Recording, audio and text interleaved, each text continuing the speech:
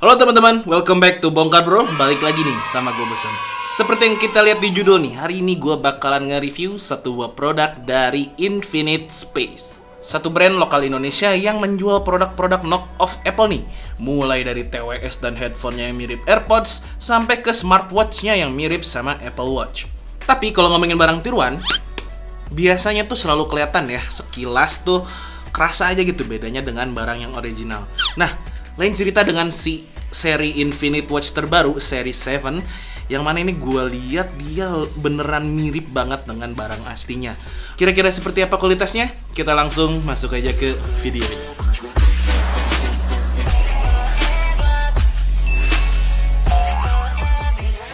Sedikit cerita, Infinite Series 7 ini udah gue pakai hampir sebulan cuy. Dan dari sekarang gue kasih tahu deh, Infinite Watch Series 7 ini adalah salah satu best Apple Watch clone yang pernah kita coba di Bongkar Bro.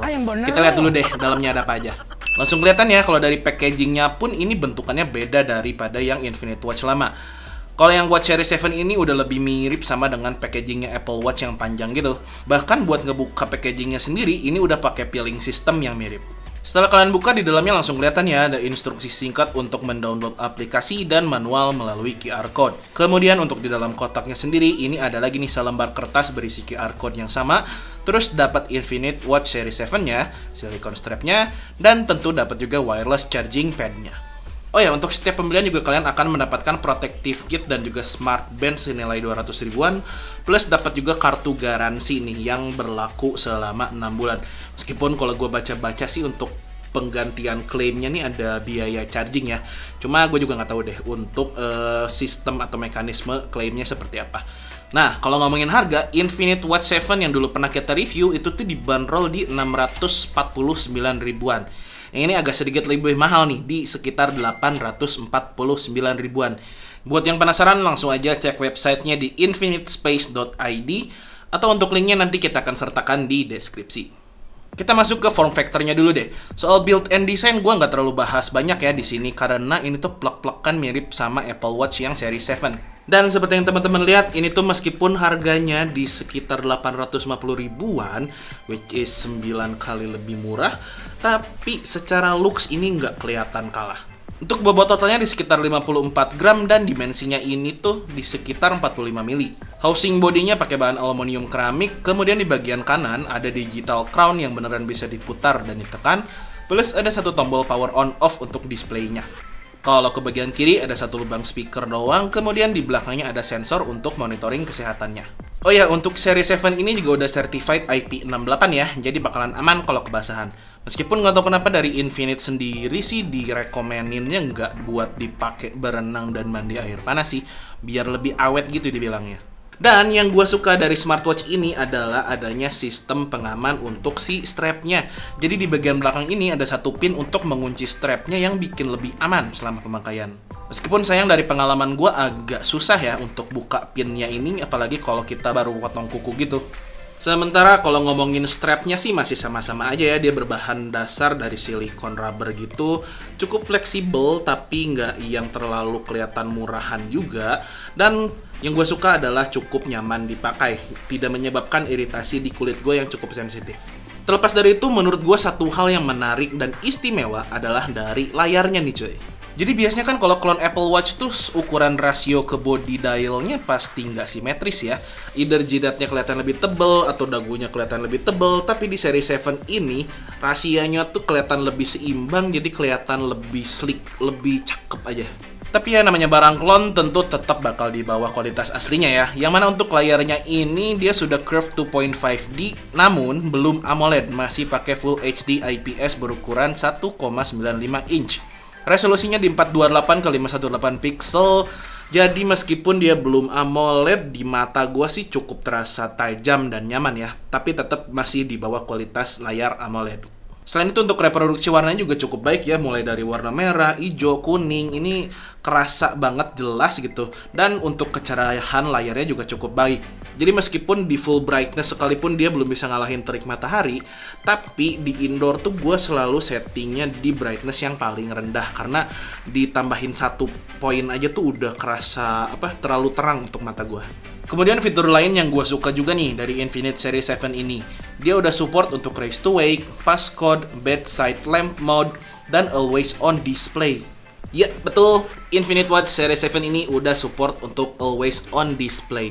Tapi ada satu hal yang lucu sih dari fitur-fitur di layarnya ini, yaitu antara raise to wake, jadi ketika kalian angkat tangan dia akan menyala, dan passcode itu tuh agak bermusuhan kalau dua-duanya diaktifkan. Jadi misalkan passcode nyala, tiap gue raise to wake sekedar pengen lihat waktu atau jam tuh dia minta passcode dan tidak memperlihatkan waktu sama sekali. Akhirnya karena menurut gue ganggu, nggak pernah gue aktifin sih si passcode-nya, karena jatuhnya jadi ribet. Sementara kalau bedside lamp mode ini misalkan kalian charging, dia bakalan ada tampilan khusus gitu yang memperlihatkan jumlah baterai yang sedang di-chargingnya dan juga memperlihatkan waktu atau jam. Cukup menarik sih itu, jadi buat gue pribadi dia menggantikan fungsi jam di pinggir tempat tidur gitu ya, karena udah menampilkan waktu sekaligus dengan si chargingnya tadi. Sayangnya untuk always on display di Infinite Watch Series 7 ini ngabisin baterai banget cuy. Jadi dengan kapasitas baterai di 380 mAh ini, pemakaian normal gue tuh bisa sampai 2-3 harian. Sayangnya kalau always on display-nya diaktifkan, ini tuh turun drastis, jadi cuma 9-11 jam doang. Sementara kalau untuk charging time-nya sendiri, ini tuh butuh kurang lebih sekitar 3 jam gitu untuk ngisi penuh. Nah, satu hal yang gue notice terkait untuk charging time-nya nih ya, jadi somehow ketika baterai indikator sudah menunjukkan di 100%, which is dia sudah terisi penuh, tapi misalnya masih terus menempel ke si wireless charging pad-nya, ini tuh jadi panas banget sampai yang bener-bener panas dan gue takut barang ini rusak gitu. Jadi untuk fitur bedside lamp mode dibiarkan charging terus, gue kurang menyarankan ya, karena mungkin itu akan menurunkan usia dari si baterainya, yang memang ujung-ujungnya gue selalu masang timer ketika mengisi si Infinite Watch Series 7 ini biar nggak overcharging. Sekarang kita lanjut ke user interface-nya. Untuk pengoperasiannya dia bisa full touchscreen atau melalui tombol dan crown-nya ya. Nah, kalau untuk touchscreen, dia ini punya fitur sliding gini dan juga di tap and hold. Jadi kalau slide ke bawah dia akan masuk ke quick menu, slide ke atas dia bakal masuk ke notification center, slide kiri masuk ke activity summary, slide ke kanan ini masuk ke favorite apps atau kembali ke menu sebelumnya, dan tap and hold ini untuk mengganti watch face-nya. Nah, si crown ini dia juga berfungsi misalnya kalian pengen ganti-ganti watch face di awal tanpa tap and hold, kalian tinggal putar-putar aja. Selain itu misalkan kalian masuk ke menu, ini bisa untuk memperbesar, memperkecil, atau scrolling up, scrolling down. Yang mana untuk tampilan menunya nih ada banyak banget sih. Mulai dari Infinity Icon Display ala Apple Watch gitu, sampai ke yang konvensional ala list doang. Sayangnya kalau di tampilan menu list, ini nggak tahu kenapa rasa scrollingnya agak berkurang ya. Kerasa lebih patah-patah gitu. Padahal kalau di menu-menu lainnya kayak di Infinity Display ini kerasa lebih fluid ya, lebih gesit aja gitu pergerakannya. Cuma kalau di display yang menunya lebih list, daftar biasa gitu, kerasa agak patah-patah. Oh ya, untuk watch face-nya juga dia ada banyak ya pilihan tambahan di aplikasinya. Ada sekitar 500-an, mulai dari yang desain klasik sampai ke yang elegan, sampai ke yang buricak burineng. Dan untuk aplikasinya ini dia menggunakan M Active Pro, which is itu supported baik di iOS maupun di Android. Nah, yang gue suka dari aplikasi M Active Pro ini tampilan data summary-nya cukup lengkap. Mulai dari homepage ini bakal kelihatan ya summary activity dan health data kalian, dan bisa ditambahin atau dikurangi widgetnya sesuai kebutuhan. Terus ada menu khusus untuk workout mode, dan ada menu lain untuk personalisasi si smartwatch-nya. Mulai dari watch face seperti yang tadi gue bilang, sampai ke update firmware juga. Aplikasi M Active Pro tadi juga diperlukan untuk pairing new device awal ya. Jadi kalian tinggal masuk ke aplikasinya setelah kalian download, kemudian pairing untuk new device-nya. Sementara untuk koneksinya sendiri, si Series 7 ini menggunakan 2 buah Bluetooth 3.0 dan 5.0. Kemudian untuk chipsetnya, dia menggunakan Realtek RTK 8762. Yang mana untuk performa secara koneksi selama pemakaian gue hampir sebulan ini nggak ada masalah ya. Nggak pernah tiba-tiba keputus gitu meskipun dalam jarak dekat. Paling dia keputus tuh kalau memang sudah keluar dari jarak jangkauan di sekitar 10-an meter. Tapi begitu dekat lagi ke si device yang terhubung, dia bakalan nyambung lagi kok. Nah, buat teman-teman yang tadi wondering kenapa ada Bluetooth 3.0 dan Bluetooth 5.0 di device ini, karena dia memang punya dua fungsi Bluetooth. Yang pertama adalah koneksi si smartwatch-nya ke si smartphone kalian, dan untuk Bluetooth call. Gimana untuk Bluetooth call ini, kalian harus pairing yang koneksi satu lagi ya, di luar aplikasi mActive Pro, masuk ke settingan Bluetooth device biasa kalian, terus klik pairing deh. Jadi di fitur ini tuh kalian tidak hanya mendapatkan notifikasi panggilan saja ya, tapi kalian juga bisa menolak ataupun menjawab panggilannya. Sekarang kita coba tes untuk panggilan langsung ya, dari smartwatch ini. Don? Baru bangun lo?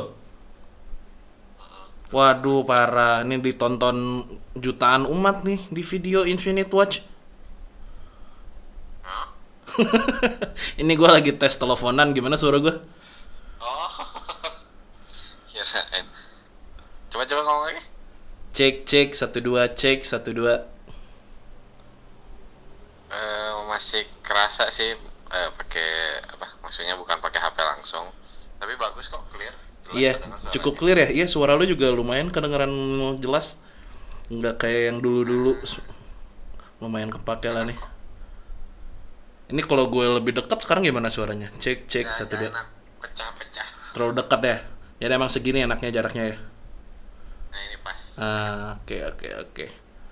Ngomong dong nih sama viewers. Ada mohon maaf lagi nggak bisa hadir. Ini sama bosum aja ya. Oke deh, thank you ya Dan ya. Yo. Dah. Selain Bluetooth call, fitur produktivitasnya masih banyak lagi nih.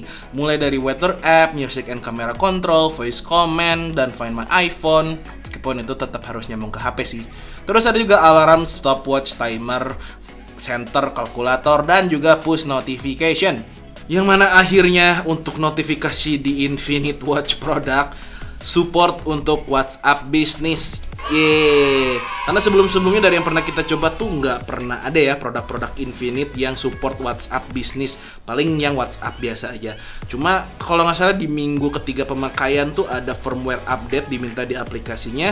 Dan setelah gua update, dia langsung support untuk WhatsApp Business push notification. Terus untuk tampilan notifikasinya juga cukup nyaman ya, dalam artian dia menampilkan font yang enak dibaca dengan ukurannya pun yang nggak terlalu kecil, jadi pas aja gitu di mata.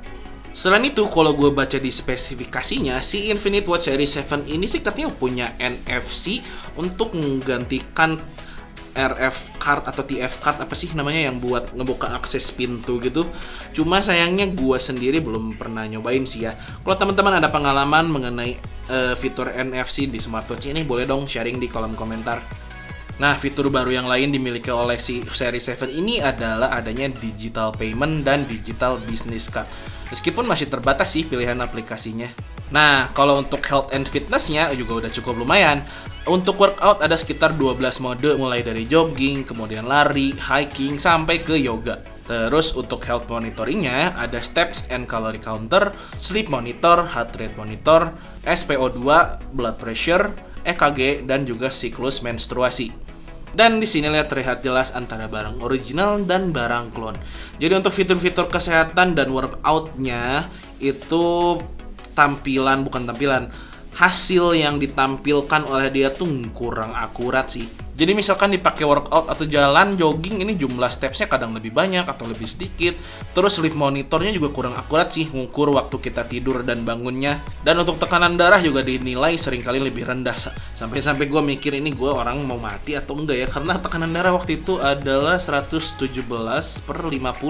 Paling yang agak cukup akurat hasilnya tuh si SpO2 doang sih. Nggak beda jauh dengan hasil dari medical device kalau kita bandingkan. So, itu dia tadi kurang lebih poin-poin yang bisa gue sharing di sini mengenai Infinite Watch Series 7 ini. Jadi buat temen-temen, kesimpulannya ini jam recommended ya, terutama untuk looks yang memang kelihatan wah dengan display rasio si dialnya ini kerasa mewah banget, meskipun belum AMOLED. Terus fitur produktivitasnya juga itu kepake untuk gue pribadi dan mungkin buat teman-teman juga. Tapi kalau buat temen-temen yang nyari buat olahraga, kemudian buat fitur kesehatan, tentu ini bukan pilihan ya. Nggak bisa jadi solusi. Lo mending cari smartwatch budget lain kayak merek bener yang Amazfit gitu misalnya. Atau kalau punya budget lebih mending ke Garmin atau Suunto sekalian, nggak usah beli barang ini gitu. Tapi sekali lagi gue tekankan, kalau memang teman-teman nyari buat looks doang, buat gaya doang, apalagi flexing gitu ya, nipu-nipu orang gitu, jangan nipu-nipu deng, kriminal gitu. Ini Infinite Watch Series 7 gue highly recommend sih. Sekian dulu untuk video kali ini. Terima kasih banyak sudah menonton. Gue Busem, and until next time, stay humble and positive.